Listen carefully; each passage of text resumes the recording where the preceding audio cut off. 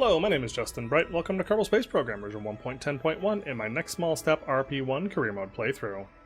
And we are back with the Orblab 2, or Orblab 3 now, I guess.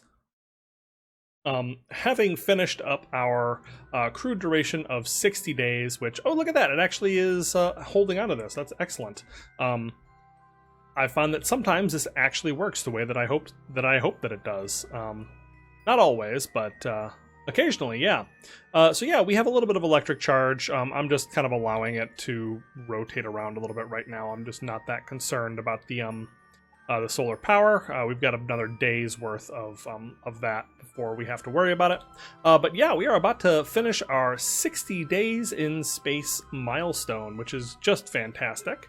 That is a big stepping stone on the way to being able to really send out long duration missions.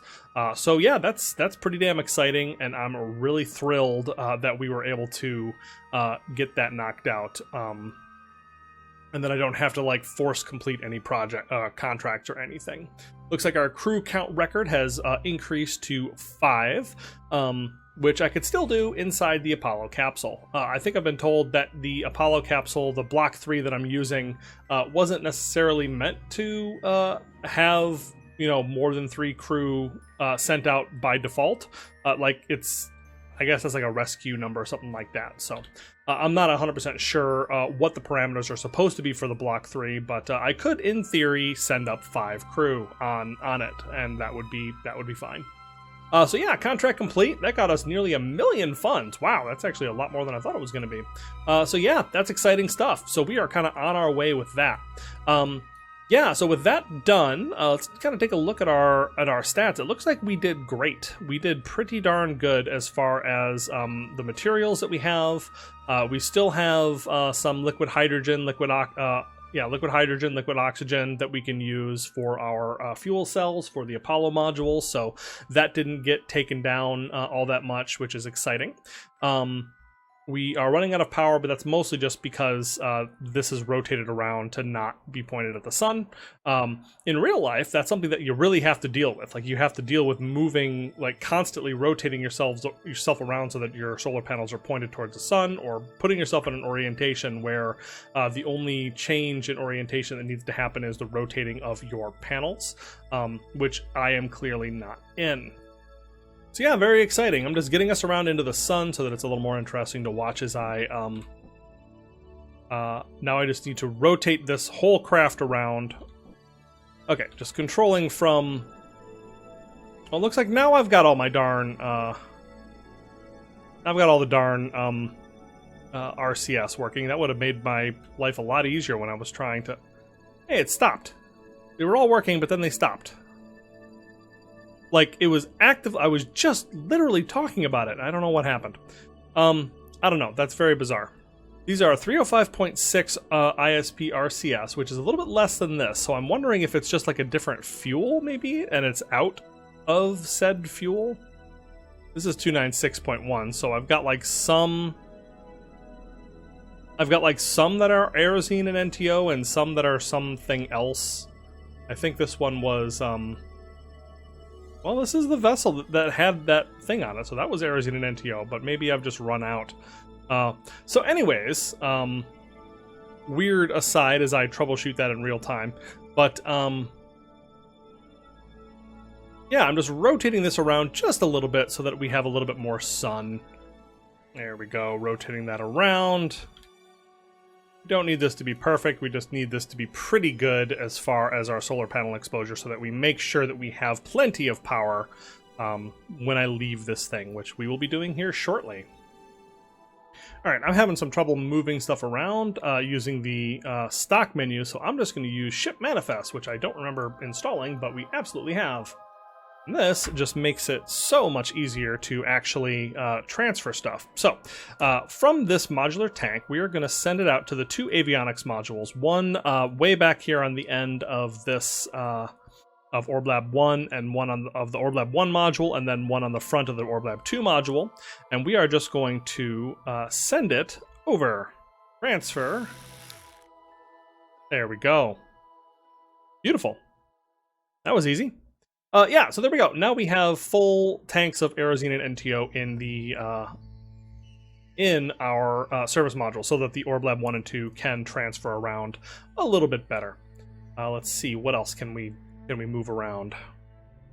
Alright, so I've transferred over all of our life support resources, well, not all of them, but most of our life support resources to the station so that it has some left over for next time, but there's still plenty of room for to bring stuff up. But we've just left what we aren't going to use up there so that we don't have to bring up quite as much next time. But yeah, that should be good, and this is just fabulous, and this can, like I said, this could potentially be the core of a long-range spaceship if I wanted to do that.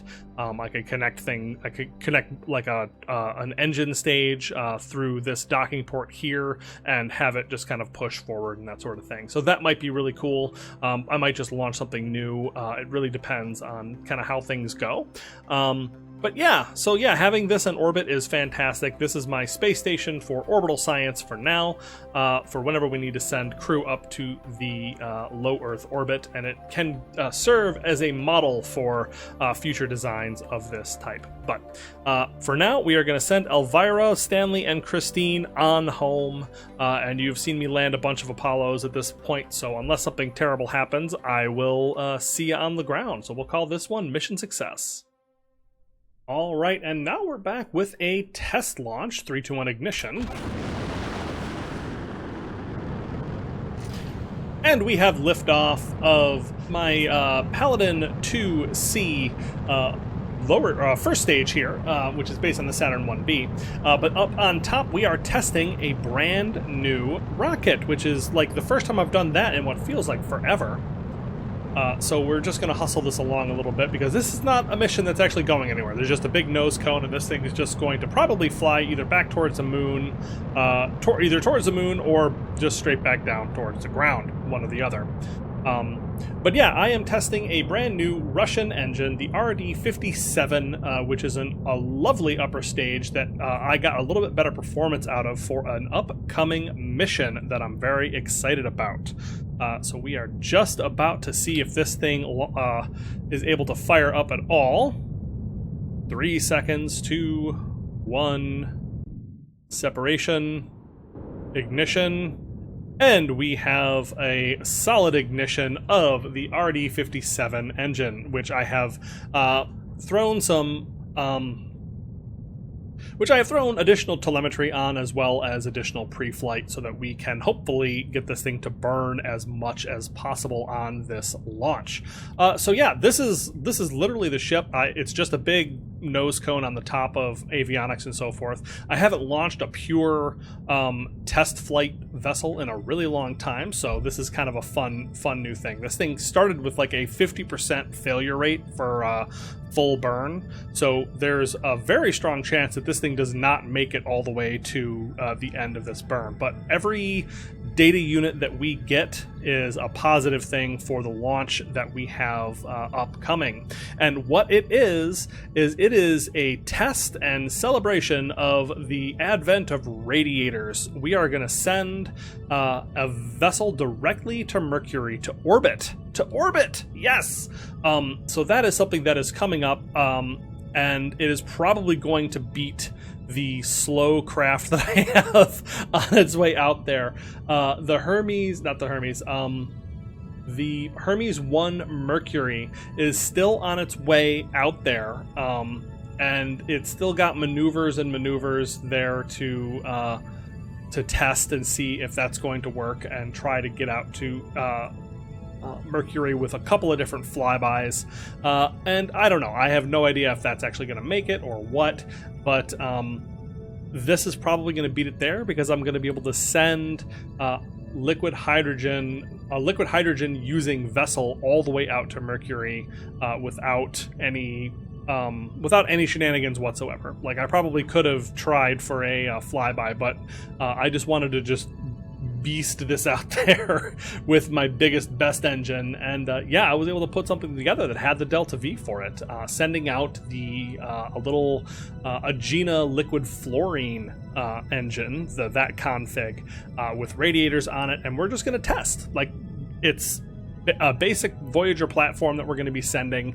and we're just going to test and see how it works as far as fuel boil off between here and there. So that's something I am pretty excited about. But before we do that, the engine that I'm going to send out, I decided that I wanted to do something slightly better than the J2S, because this has better specific impulse and much lower thrust, which is fine because I'm not trying to send anything very big. I'm trying to send something very small, very fast.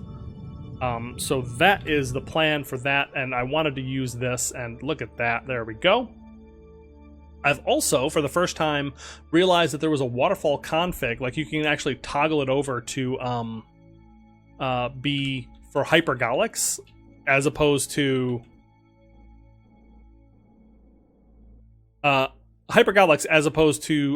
cold gas or monopropellant. So this is the hypergolic config, because I've been using Aerozine and NTO forever, so I think that's probably what it actually is.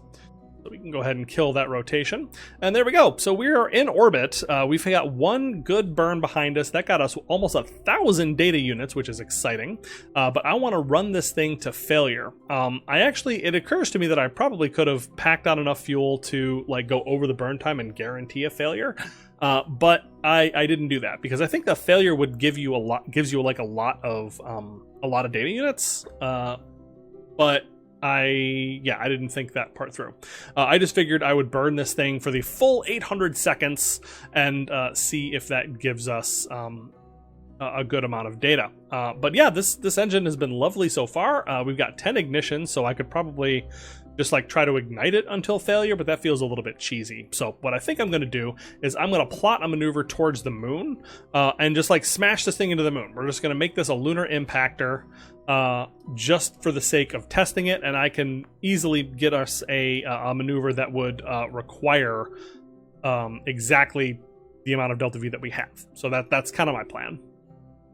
Oh, I didn't actually launch into the plane of the moon, so that's not actually something that I can do. Yeah, so that's just going to require way more than we are going to have. So I think we're just going to do something really dumb and just flip this thing around. Fire it retrograde, and then let it burn up so that we don't have any debris. We don't need any extra debris. So yeah, that is the plan. So let's go ahead and get that started.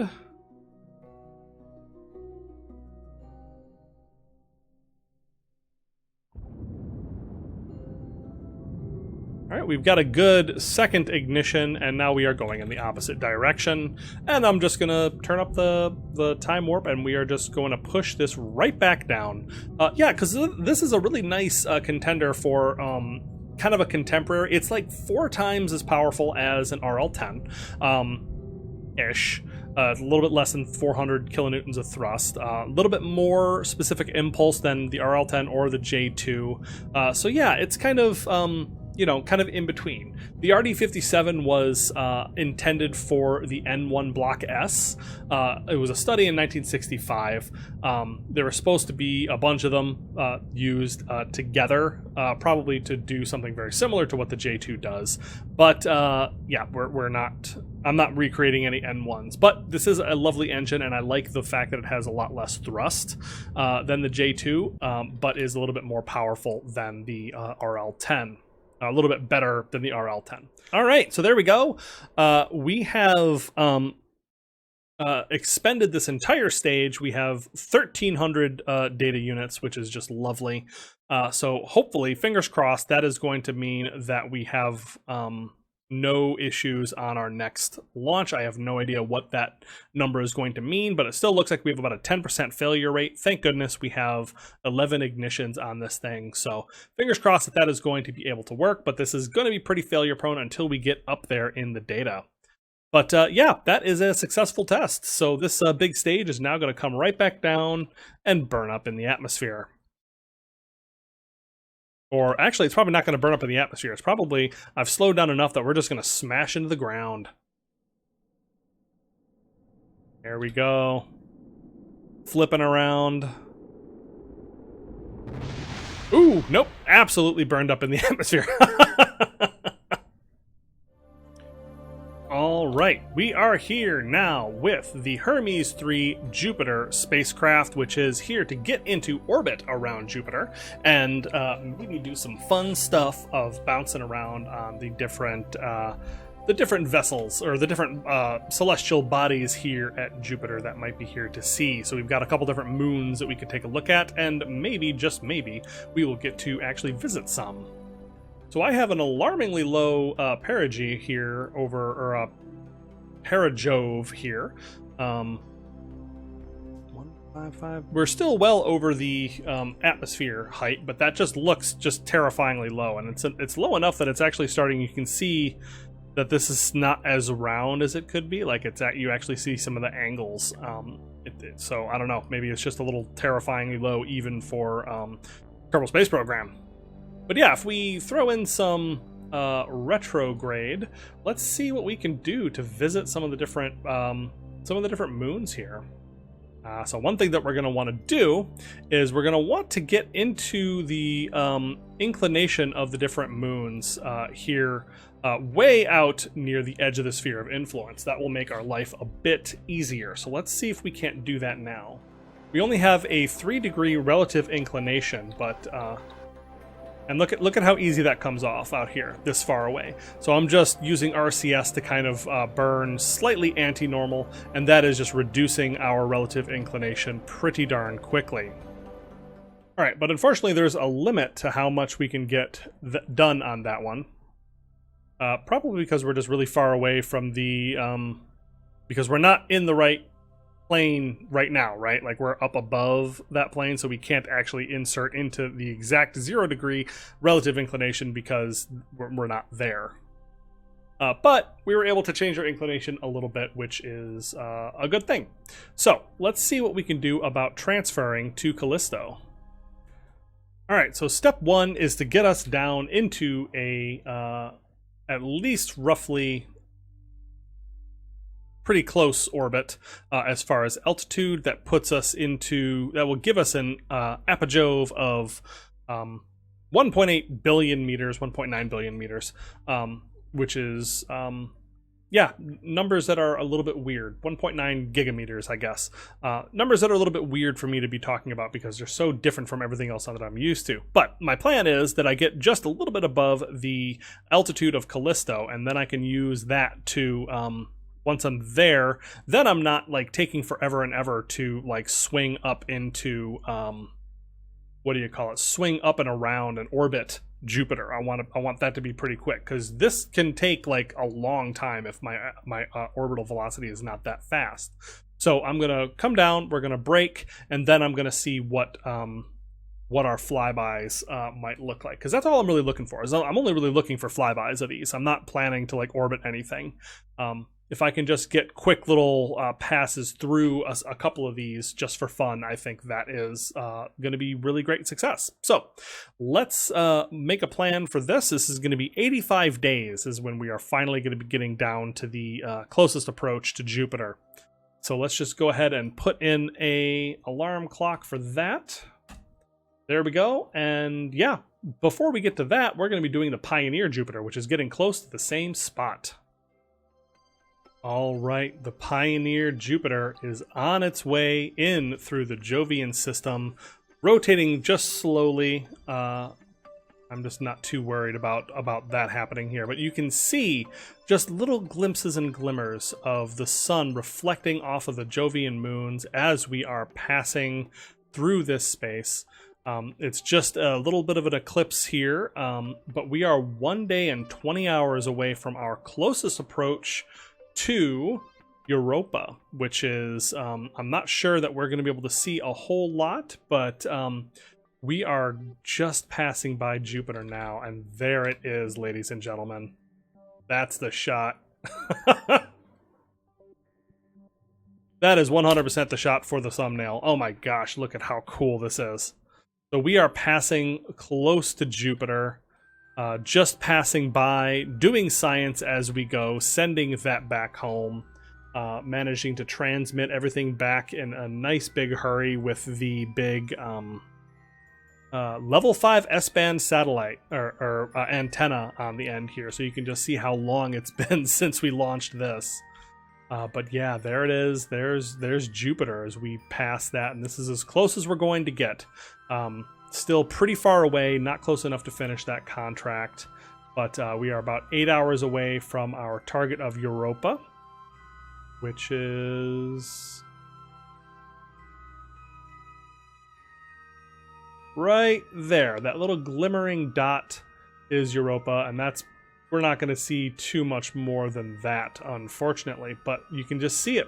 Like, well, I can see it at my resolution. I can see it just kind of glimmering and moving slightly across the sky. Not quite just the blank dot that is the little white dot that is the distant object enhancement, which I still haven't managed to fix, but I haven't actually tried, so that explains that. But yeah, we can see the great red spot, the massive eternal storm on Jupiter as we pass within 340 million meters above the clouds of Jupiter. So that is just incredible and incredibly cool. You can see it rotating away so that the great red spot has just fallen into darkness. Looking one more time in the direction of Europa. Not really going to see much from here, but let's cheat a little bit and let's take a look. So Europa, airless moon, the smallest of the 4 Galilean moons. Apparently only slightly smaller than ours, and I'm just reading over here. But yeah, rocky surface, and one of the most interesting things about it is that there's potential for water ice. We are sending, well, hopefully we are sending the Europa Clipper mission in the near future of 2021, near future to 2021. Sending out Europa Clipper to investigate underneath the icy surface of Europa, to send a submersible to plumb the depths. And I think that's Europa Clipper. Maybe that's a different mission, but that is something that will be happening in the near future, hopefully, and we will be probing those depths to see what is keeping the water liquid. Is it just the tidal forces? Is there some kind of geothermal activity happening underneath the surface as well? What other interesting things? Is there the potential for life? So yeah, that's Europa as we slide on by. There's nothing to do. This craft is very specifically, I'm not touching any kind of propellant because we have a current encounter with Pluto after we leave all of these systems. And you can see the shadow of, actually, I think that's the shadow of Europa. Look at that. I think that's the shadow of Europa passing over Jupiter. So yeah, that might actually be my new, a different screenshot, but that's an even better one. That's the shadow of Europa passing over the surface of Jupiter, eclipsing the sun in a tiny, tiny spot on the massive gas giant that is Jupiter. So yeah, this mission is underway, and I am just so freaking stoked that we are going to Pluto. But that is actually where I think we are going to leave this one. We have some exciting stuff upcoming. We have basic nuclear propulsion is finishing up. We have better RTGs that are loaded up on our Voyager Mercury spacecraft. We've got the moon base crew rolling out to the pad, but unfortunately we're waiting on training once again, so that's going to be a little bit slow. Apollo 8 crew is underway training. Apollo 9 crew is training. I decided that it's probably better to train specific and individual crews rather than, just like go crazy about training my entire astronaut corps at once, and then all of their, training expires at once as well before all these missions actually came up. It makes so much more sense to do it this way now that I've actually thought about it, but yeah, I really can't explain why I have not been doing it that way previously. So yeah, that is Pioneer Jupiter. We are going to cruise on through the system. Nothing more to do except for gather science and continue transmitting that back home. If you enjoyed this episode, please let me know what you think down in the comments below. Like and subscribe, and I will see you next time.